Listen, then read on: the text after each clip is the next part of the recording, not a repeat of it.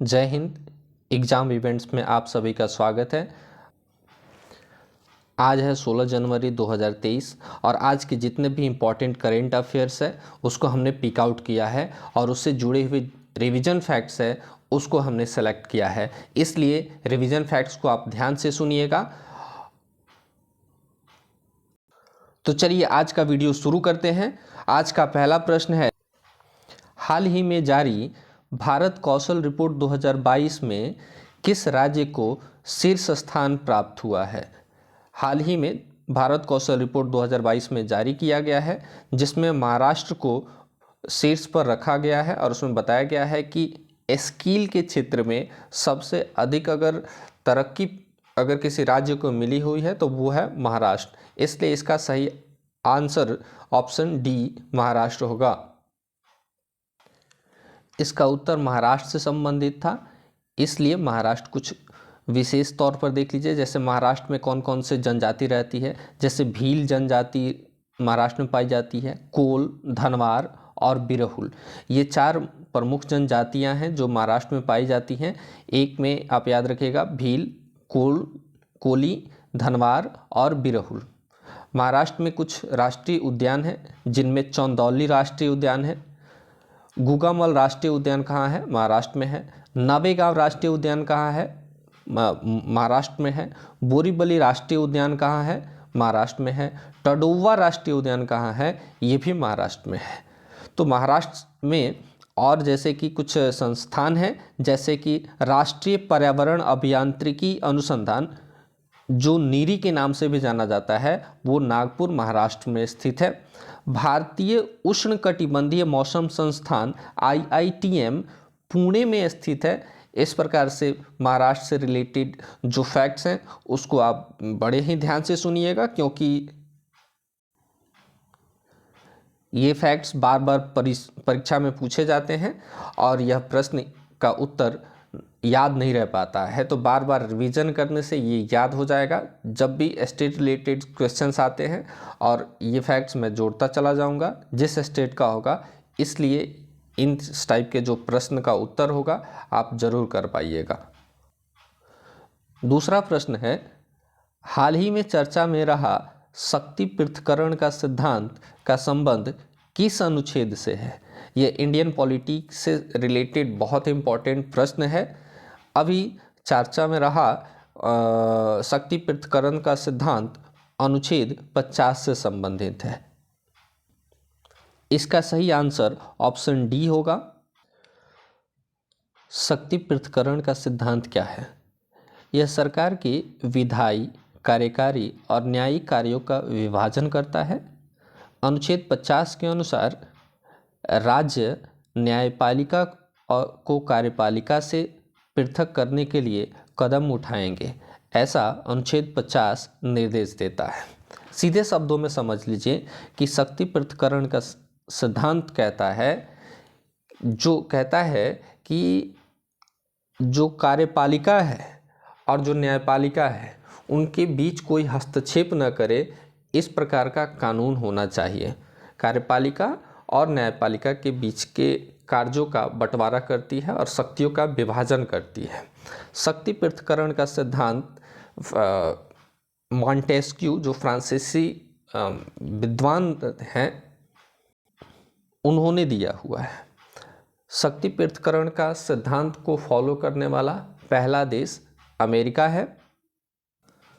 शक्ति पृथक्करण का सिद्धांत अपनाने से बेनिफिट क्या होगा, फायदा क्या होगा कि संवैधानिक सीमांकन से सरकार की किसी भी एक शाखा में शक्ति के एकीकरण को रोका जा सकता है। अर्थात कि कोई एक शाखा अधिक बलशाली न हो जाए, इसको रोकने के लिए शक्ति पृथक्करण का सिद्धांत अपनाया जाता है। उन्हीं आर्टिकल्स को सवाल पूछे जाते हैं जो चर्चा में रहते हैं। वैसे 395 आर्टिकल्स है, 395 अनुच्छेद हैं, तो सबको याद रख पाना लगभग संभव नहीं है। इसलिए वही प्रश्न पूछे जाते हैं जो हाल ही में चर्चा में रहते हैं। तो वैसे प्रश्नों को मैं सेलेक्ट करता हूँ। चर्चा में क्यों है? हाल ही में भारत के उपराष्ट्रपति ने सर्वोच्च न्यायालय के ऐतिहासिक 1973 के केशवानंद भारती मामले का हवाला देते हुए शक्तियों के पृथक्करण के सिद्धांत पर बहस को फिर से शुरू कर दिया है, जिसमें कहा गया था कि संसद के पास संविधान में संशोधन करने का अधिकार है, लेकिन इसकी मूल संरचना में चेंजिंग नहीं आनी चाहिए। हुआ क्या था कि 1973 के केशवानंद भारती मामले में उस समय बताया गया था कि संसद को अधिकार है कि वह संविधान में संशोधन कर सकती है, लेकिन इसकी मूल संरचना में परिवर्तन नहीं आना चाहिए। इसी का हवाला देते हुए भारत के उपराष्ट्रपति ने वक्तव्य को छेड़ा है। इसलिए इस आर्टिकल 50 को ध्यान रखिएगा कि शक्ति का पृथक्करण का निर्देश आर्टिकल 50 देती है। किसको देती है? राज्य सरकार को देती है। अगला प्रश्न है, चर्चा में रहा अभिव्यक्ति की स्वतंत्रता का संबंध किस अनुच्छेद से है? अभिव्यक्ति की स्वतंत्रता का संबंध किस अनुच्छेद से है? तो अभिव्यक्ति की स्वतंत्रता का संबंध अनुच्छेद 19(1) या 19(a) भी लिखा हुआ होता है, तो इसका सही आंसर होगा ऑप्शन ए, अनुच्छेद 19 से। आर्टिकल 19(1) भारत के सभी नागरिकों को यह अधिकार देती है कि आपको अभिव्यक्ति की स्वतंत्रता दी जाएगी, और इसकी गारंटी भारत सरकार देती है कि आप कहीं भी अपने अभिव्यक्ति को आप बोलने के लिए स्वतंत्र हैं। अच्छा, अभिव्यक्ति की स्वतंत्रता का चर्चा में क्यों है? अभी हाल ही में सर्वोच्च न्यायालय के समक्ष पीड़ितों द्वारा एक रीट याचिका दायर की गई थी तथा न्यायालय के समक्ष सवाल उठाया था कि क्या एक सार्वजनिक पदाधिकारी की बोलने और अभिव्यक्ति की स्वतंत्रता पर प्रतिबंध लगाया जा सकता है या नहीं। इस पर न्यायालय का क्या निर्णय आया? न्यायालय ने कहा कि अन्य नागरिकों की तरह मंत्रियों को भी अनुच्छेद 19(1)(a) के तहत अभिव्यक्ति की स्वतंत्रता के अधिकार की गारंटी दी गई है। इसलिए मंत्री भी अपनी बातों को कहीं भी अभिव्यक्त कर सकते हैं। लोकसभा या विधानसभा के बाहर किसी मंत्री द्वारा मौखिक रूप से दी गई भाषण भारत सरकार या राज्य सरकार का वक्तव्य नहीं होगा। उनका यह व्यक्तिगत वक्तव्य होगा, ना कि भारत सरकार या संबंधित राज्य सरकार का वक्तव्य होगा। ऐसा न्यायालय के निर्णय में कहा गया है। इसलिए यह चर्चा में रहा अभिव्यक्ति की स्वतंत्रता। तो आर्टिकल 19(1) से आप याद रखिएगा कि अभिव्यक्ति की स्वतंत्रता का अधिकार की गारंटी आर्टिकल 19(1) के तहत दी गई है। वैसे अनुच्छेद 19 में 6 सब आर्टिकल्स हैं, जिसमें से 19(1) है। कितने सब आर्टिकल्स हैं? 6 सब आर्टिकल्स हैं। ये भी कभी कभी प्रश्न पूछ लिया जाता है। तो अनुच्छेद 19 में कितने सब आर्टिकल्स हैं? 6 सब आर्टिकल्स हैं।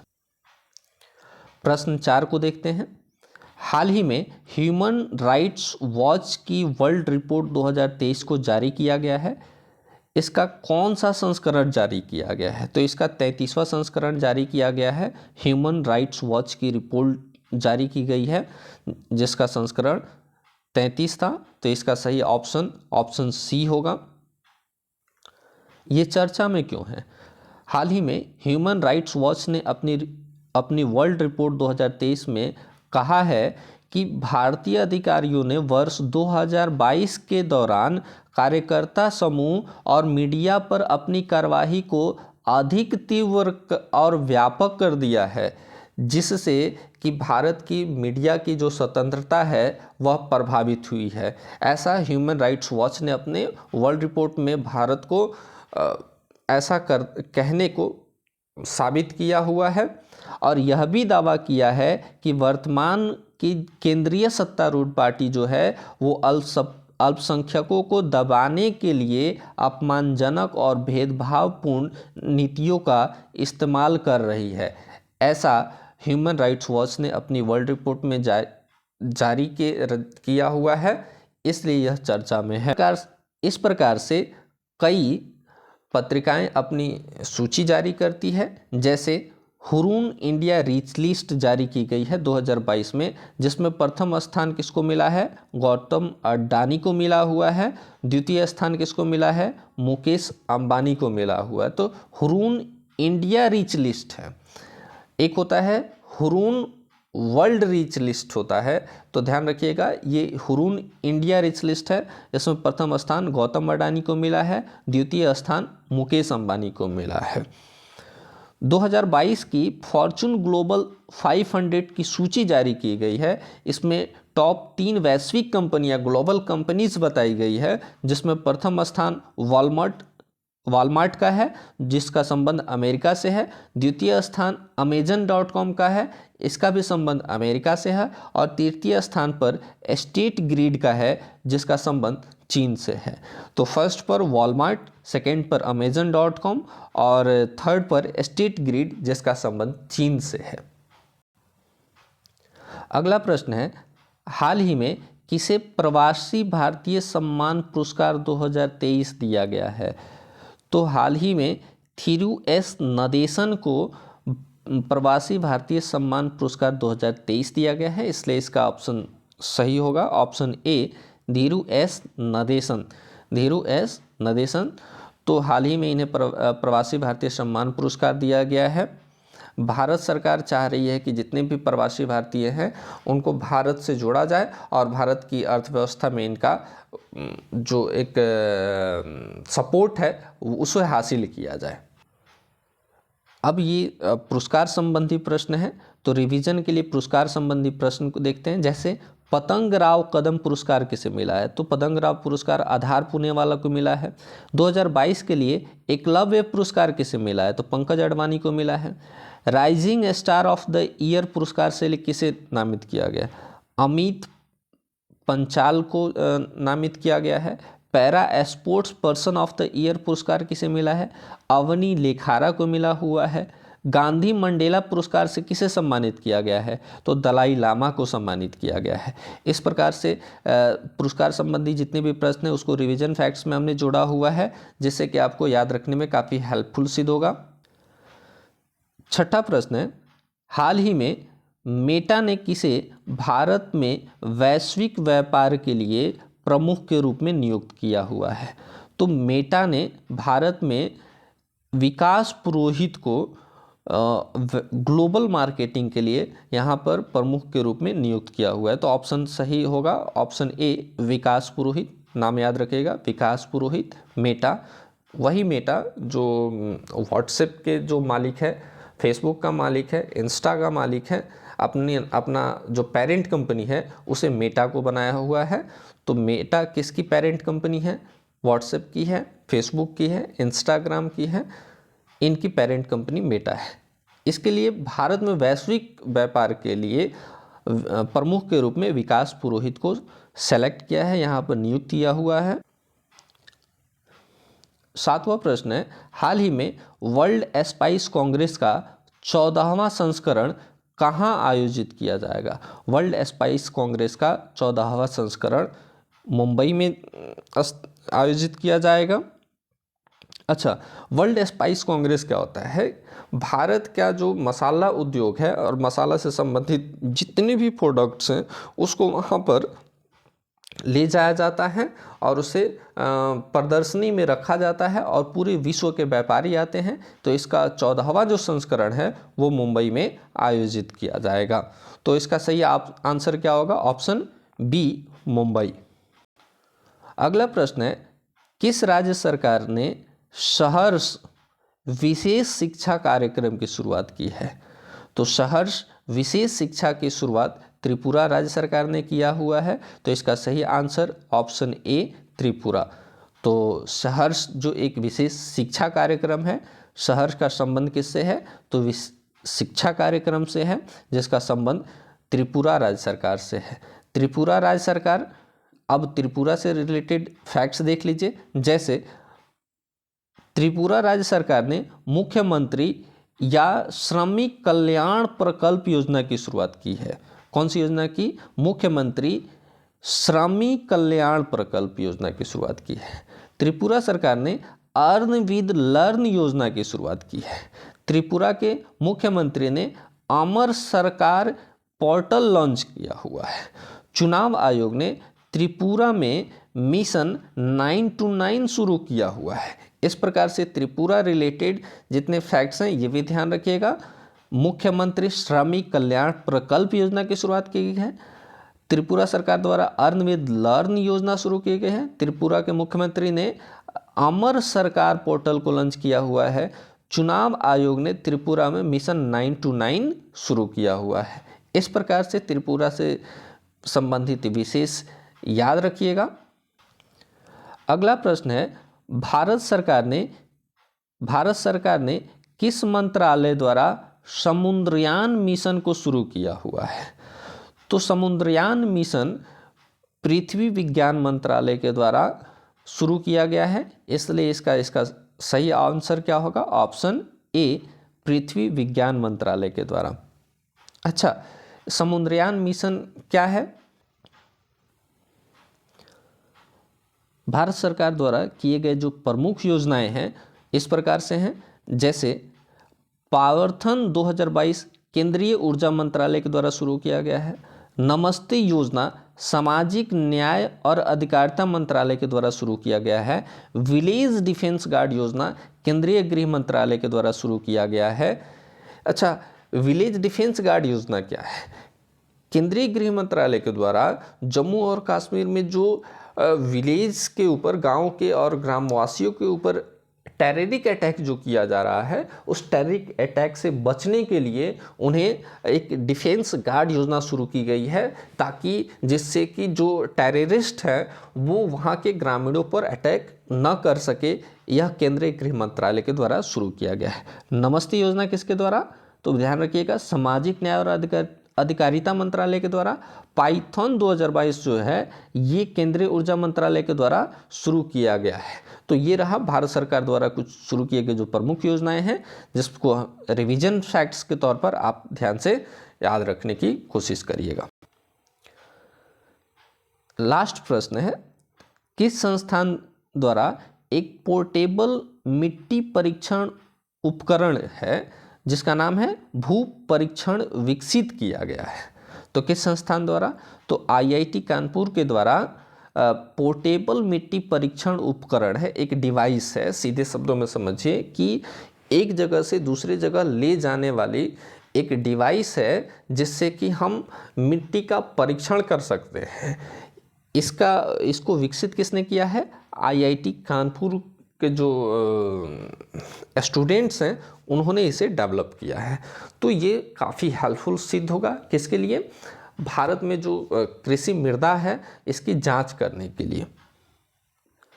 अब इस प्रश्न का उत्तर टेक्नोलॉजी से संबंधित था, इसलिए टेक्नोलॉजी संबंधी प्रश्न रिवीजन के तौर पर देख लीजिए। जैसे हाल ही में DRDO ने किस प्रेक्षण स्थल से अग्नि प्राइम बैलिस्टिक मिसाइल का सफल परीक्षण किया है?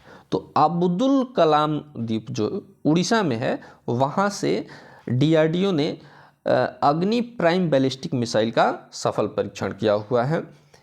इसरो द्वारा आकाश तत्व पर पहला सम्मेलन आकाश फॉर लाइफ का सम्मेलन कहाँ किया गया? तो ये देहरादून जो उत्तराखंड में है वहाँ पर किया गया। किसके द्वारा? इसरो द्वारा। किस पर? आकाश तत्व पर पहला सम्मेलन आकाश फॉर लाइफ का सम्मेलन देहरादून उत्तराखंड में किया गया। दुनिया का सबसे शक्तिशाली रॉकेट फॉल्कन हेवी को किस कंपनी ने लॉन्च किया है? तो टेस्ला ने किया है। गरुड़ 7 युद्ध अभ्यास किन दो देशों के बीच संपन्न हुआ? तो भारत और फ्रांस के बीच संपन्न हुआ है। आज का सवाल है, ध्यान से सुनिएगा और इसका उत्तर कमेंट बॉक्स में दीजिएगा। हुरून इंडिया रीच लिस्ट के अनुसार टॉप रैंक पर कौन सा भारतीय उद्यमी है? तो इसका सही उत्तर आप कमेंट बॉक्स में दे सकते हैं। Thanks for watching. अगर वीडियो और कंटेंट अच्छा लगे तो शेयर कीजिए और सब्सक्राइब कीजिए, जिससे कि हमारा चैनल प्रमोट हो सके। जय हिंद।